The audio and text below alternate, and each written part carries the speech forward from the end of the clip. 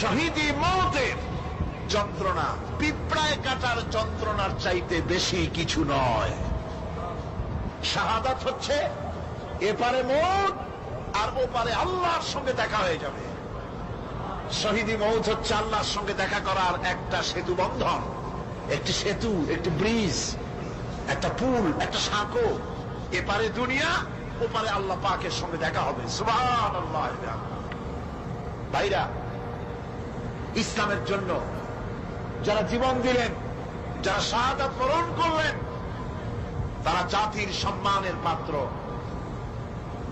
সেই সম্মান, সেই মর্যাদা আল্লাহ রাব্বুল আলামিন শহীদদের প্রদান করেছেন। হযরত আব্দুল্লাহ জুলবাজাদাইন, যার কথা বুখারীতে লেখা হয়েছে। সুবহানাল্লাহ। যুবক মানুষ ইসলাম কবুল করেছেন। ইসলাম কবুল করতে গিয়ে বাড়ি ঘর জায়গা জমি কিছুই ছিল না।